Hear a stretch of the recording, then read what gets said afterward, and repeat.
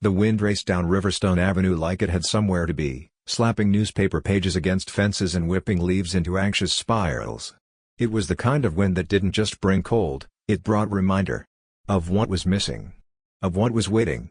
Elia Monroe tugged the sleeves of her oversized sweater down over her hands, tightening the knot of her scarf as she stood beneath the flickering street lamp at the Crenshaw and Auburn bus stop. The orange glow painted the cracked pavement in rusted tones, and the empty bench, dusted with frost, looked more like a forgotten sculpture than a place to sit. She'd just left her second shift at Grady's Diner, where the fryer never stopped humming and the tips felt like pity and quarters. Her feet ached. Her shoulder bag dug into her collarbone, way down with childcare textbooks and receipts she hadn't had time to file. Rent was due in 6 days. Finals in 4. Sleep hadn't come easy in months. And still, there was a strange kind of peace in the waiting. She was used to it. Not just the literal wait for buses that ran late or never came, but the kind of waiting that sat in your bones. Waiting for life to ease up. For a break. For something to give. But tonight, the waiting felt different. Elia rubbed her hands together, breath misting in the air, and turned slightly to scan the block. That's when she saw him. The man on the bench hadn't been there before. Or maybe he had. He blended into the background like he'd always belonged there, hunched forward, arms wrapped around himself, shoulders trembling not from nerves but from the bitter chill. His coat, if you could even call it that, was threadbare. His jeans stiff with cold. No gloves. No hat. Just stillness and silence. Elia looked away quickly, instinctively.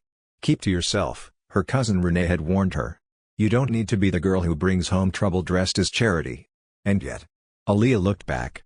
It wasn't pity she felt. It was something quieter, heavier. Recognition, maybe. Not of the man himself, but of that posture. That emptiness. He wasn't muttering or asking for change. He wasn't swaying from withdrawal or radiating threat. He just sat there, like a paper folded too many times, creased in places that no longer unfolded. Her heart beat faster. She knew that kind of stillness. The kind that came when the world stopped asking for your opinion. Elia stepped closer, slowly. She wasn't reckless, but she was brave. Brave in the way women like her were trained to be, not loud at all, just steady.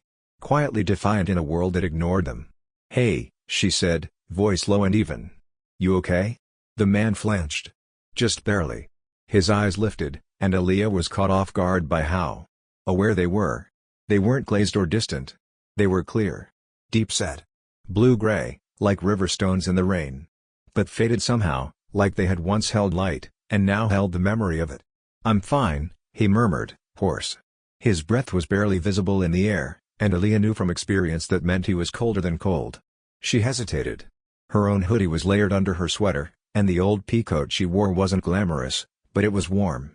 She had bought it from a church basement sale 3 winters ago and patched it twice since. It had survived a car breakdown, a job interview she hadn't gotten, and the first snowfall of every December since she turned 18. It was the only winter coat she had. She shrugged it off anyway. "Here," she said, holding it out. The man stared at it like it was an offering he didn't know how to accept. "I'm fine," he repeated, though his teeth betrayed him with a tiny chatter between syllables. "I'm not offering it because you're weak," she said gently. "I'm offering it because I have another one. At home." That was a lie. But she didn't flinch. He looked at her, really looked, and something cracked in his expression. Not quite gratitude. More like disbelief. "Are you sure?" "I'm sure." He took it slowly, reverently, like she was handing him something more fragile than fabric. As his fingers brushed hers, ice cold and trembling, Elia felt something sharp pass through her chest. Not attraction. Not fear. Just recognition. A silent ache that whispered, "I've been that cold." "Thank you," he said, quieter now. She smiled faintly. "Stay warm." And that was it. She turned and walked back to the shelter of the stop, arms tucked into her thin sweater, resisting the sting of wind like it was a test she had already passed. She didn't ask for his name. Didn't ask what had brought him to that bench or where he would go next. Some things didn't need to be fixed. They just needed to be witnessed. The bus groaned to a stop 15 minutes later. Elia boarded, paid with her last $3 transfer card, and sat in the back, cradling her bag in her lap. Her fingers stung, her teeth chattered, and her throat felt raw. "Probably gonna get sick," she muttered to herself. But when she got home, climbing the cracked stairs above the corner market, unlocking the sticky apartment door, and flicking on the one working lamp, What she found in her bag made her forget the cold entirely. It was a journal. Leather-bound. No label. No initials. Nothing but a thin strap wrapped around it like a secret. She didn't remember packing it. Curious, cautious, she peeled back the cover and read the first line. "There is a kind of grief that doesn't cry. It simply forgets to live." Elia blinked. The handwriting was deliberate. Slanted. Clean. The words cut like music from another room, muffled, but unmistakable. She flipped the page. Kindness isn't always loud. Sometimes it's a code given in silence. No questions. No names. Just warmth. Her heart skipped. The bench. The coat. The man. He had written this. Had he meant to leave it? Was it an accident? Or had he wanted someone, her, to find it? Elia sat down on her thin mattress, fingers brushing the page like it might crumble. The wind screamed outside, rattling her bedroom window. But inside, something had shifted. The world hadn't changed. But she had. And she knew, without knowing how, that this journal wasn't just writing. It was the beginning of something. And she wasn't going to let it end there. It had been 4 days since Elia Monroe found a leather-bound journal nestled between her textbooks. 4 days since her red peacoat disappeared onto the shoulders of a man with winter eyes and a silence that spoke more than words ever could. And in those 4 days, she hadn't stopped thinking about him. About the way he held the coat like it was sacred. About the way he seemed halfway between vanishing and waiting. About the words she'd read, etched with precision and aching honesty, as if grief had found a pen and taught itself to speak. Elia wasn't someone who believed in signs or cosmic timing. Life had taught her to trust what could be felt and fixed, not what could be wished. But something about that journal. It felt less like a coincidence and more like a whisper that had been waiting.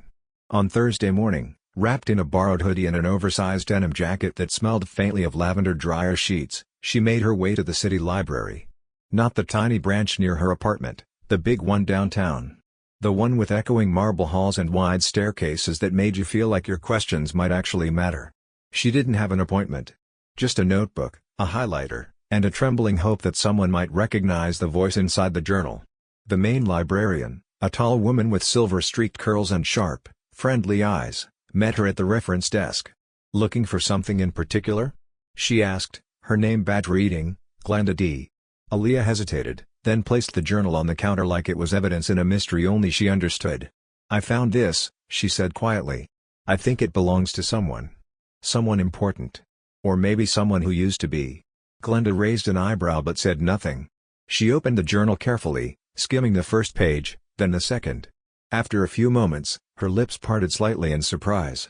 "This is good," she murmured. "Not just good. Intentional. Crafted.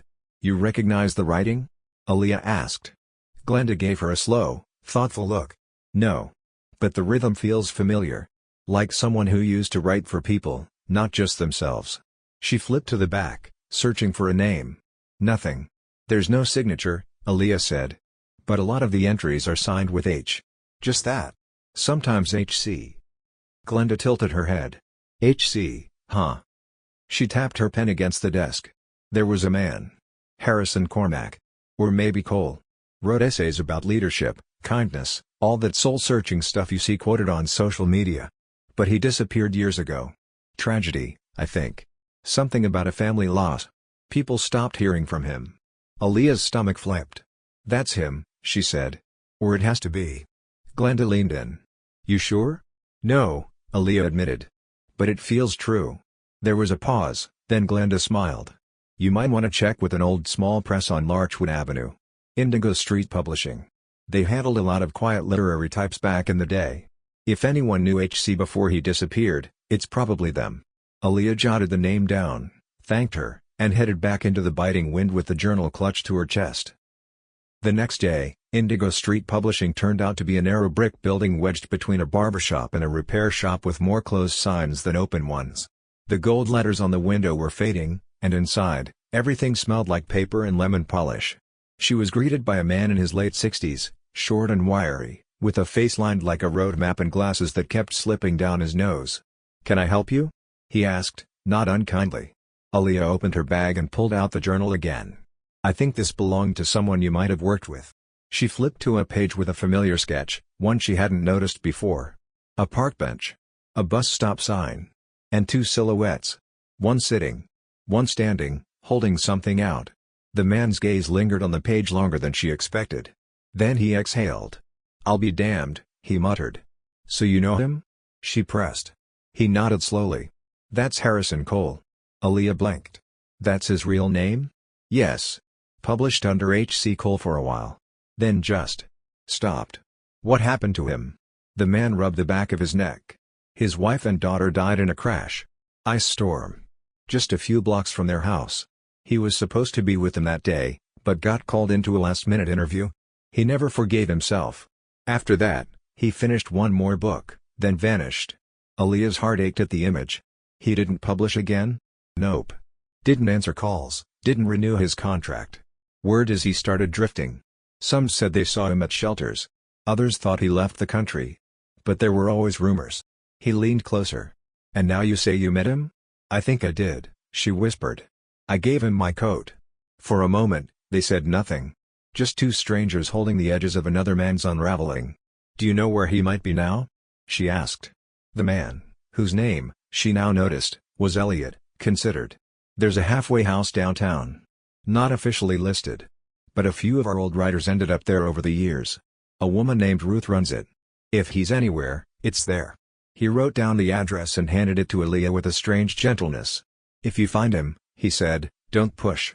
Harrison's the kind of man who only comes back when he's ready." That evening, Elia didn't go straight to the address. Instead, she went to the bus stop. The same one from that night. The same flickering lamp, the same crooked bench. She sat down, holding the journal in her lap, feeling the weight of everything I'd said. She didn't believe in miracles. But she did believe in timing. And somehow, this felt like both. She opened to a random page.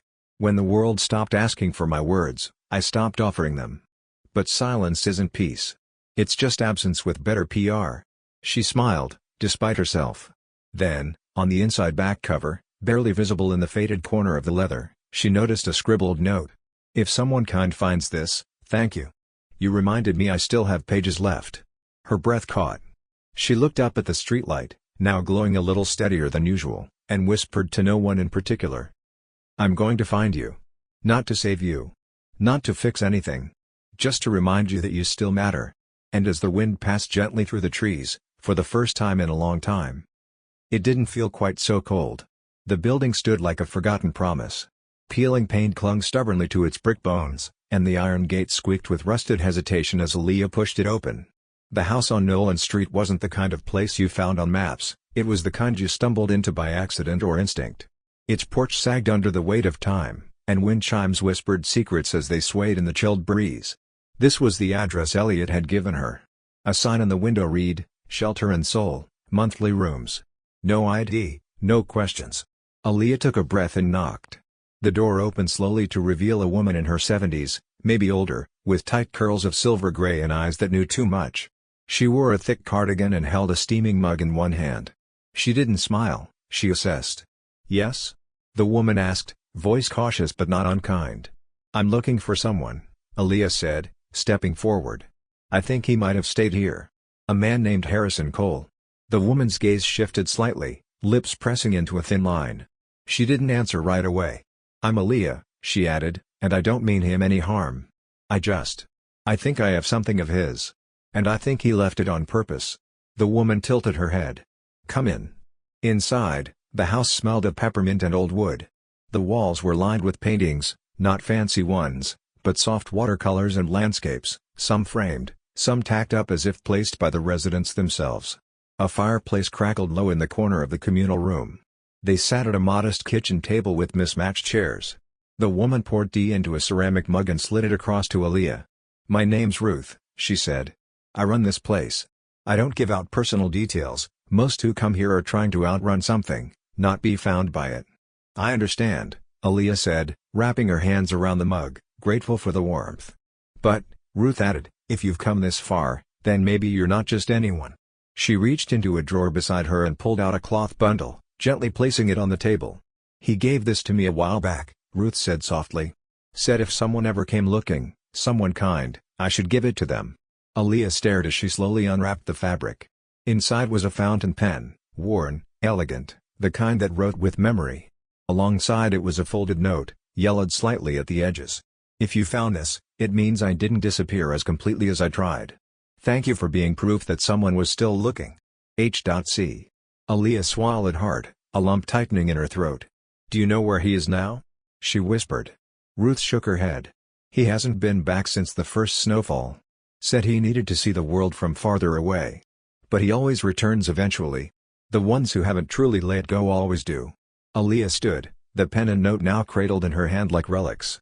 If he comes back, I'll tell him, Ruth nodded. And Elia? Don't lose hope. Some stories take time to find their next page. That night, Elia couldn't sleep. The journal sat open beside her on the mattress, a quiet presence. She flipped through its pages again, this time not just as a reader, but as someone searching for direction. Her eyes landed on a page she hadn't noticed before. Folded slightly at the edge. The handwriting seemed more rushed, urgent. I remember the bench. February. The cold. The coat. I was ready to go, not loudly, but like smoke. But she didn't ask questions. She just saw me. And for the first time in years, I wasn't invisible. Elia's breath caught. She reached for her phone and scrolled through her photos until she found one she'd taken months ago, a selfie at the bus stop with her best friend, back when the street lamp behind them had been flickering like a dying star. The same bench. The same corner. The journal had come full circle.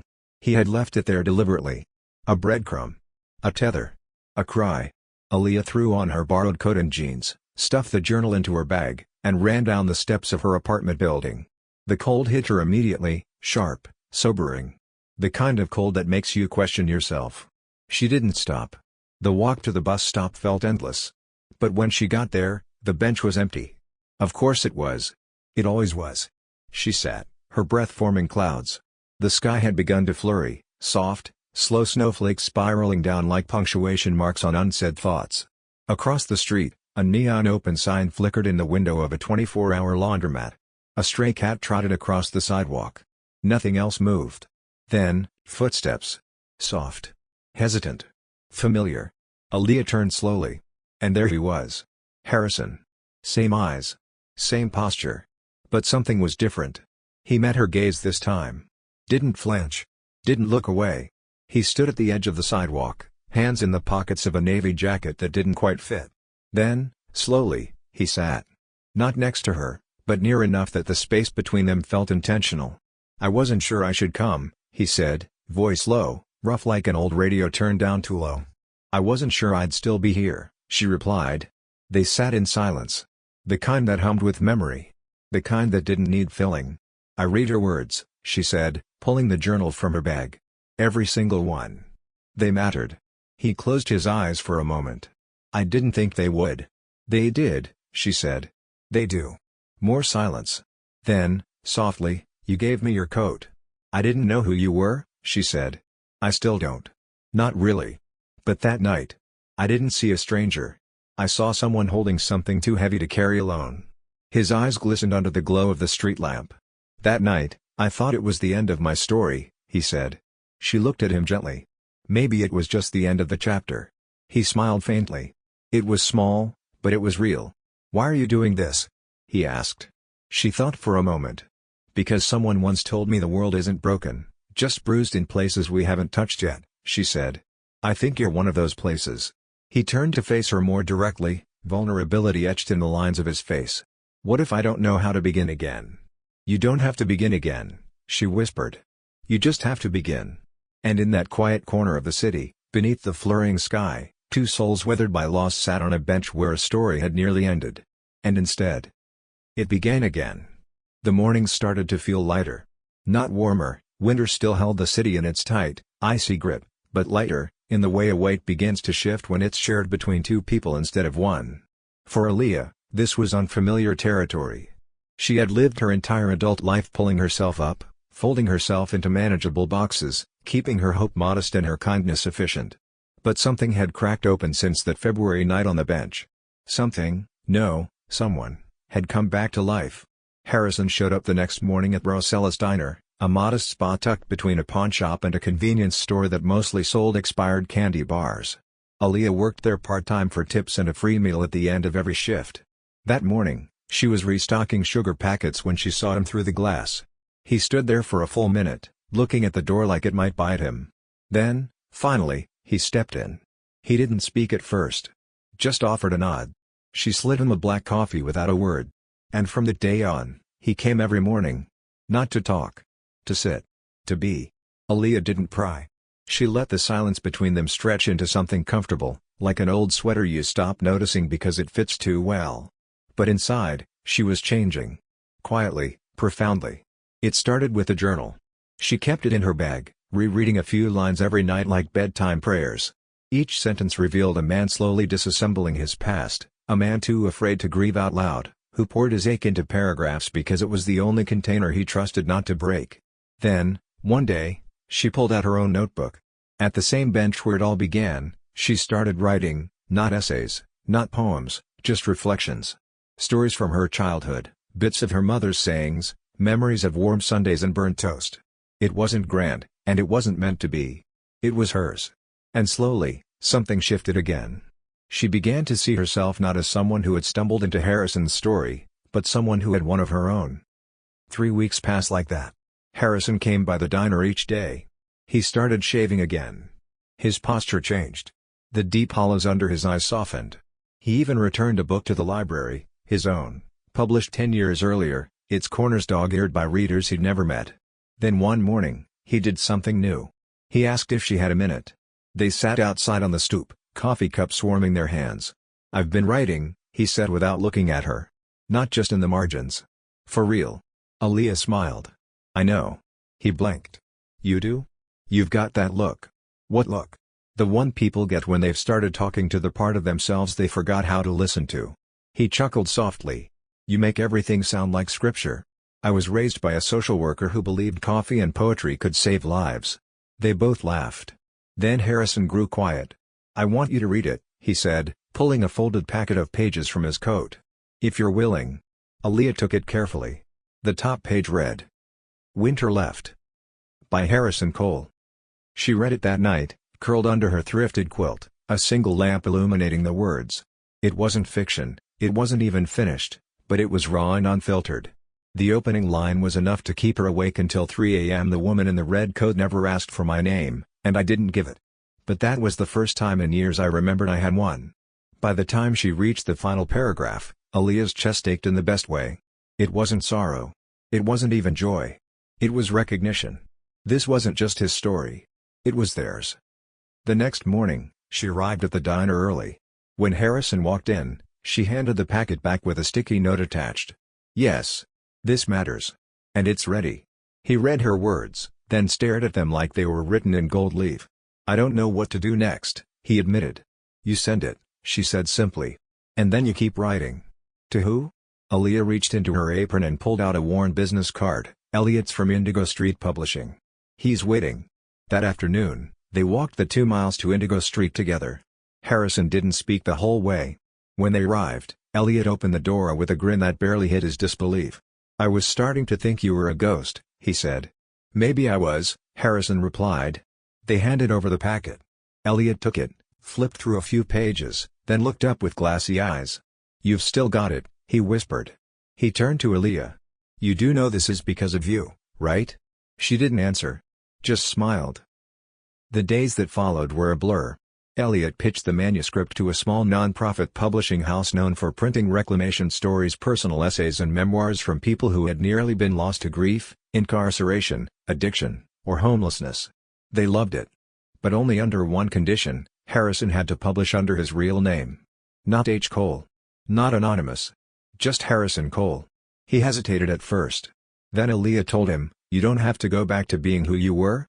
But you should honor who you've become." He nodded. And he signed the contract. The first reading was small, 20 people crammed into the back room of a community library that smelled like old paper and lemon wax. Folding chairs squeaked. A microphone buzzed. Harrison stood at the front, pages trembling in his hands. "I used to think stories only mattered if they sold," he said. "But sometimes a story only needs to save one life. Even if that life is your own." He read 3 chapters. Elia sat in the front row, her hands in her lap, eyes never leaving his face. When he finished, the silence hung like fog, thick and fragile. Then someone stood and clapped. Then another. Then the whole room. Later that night, as they sat on the bench outside the library, their bench, Elia pulled something from her bag. A gift-wrapped notebook. "Blank pages," she said. "For what's next?" Harrison smiled. "I thought I was done," he whispered. She shook her head. "You're just turning the page." They sat in silence. And this time, it wasn't heavy. It was hope. Spring crept in slowly that year. The kind of spring that didn't announce itself with fireworks but instead tiptoed in with warm breezes, longer shadows, and tulips that pushed stubbornly through the cracks in the concrete. The cold faded like an old bruise, still remembered, but no longer sharp. It had been 2 months since the reading.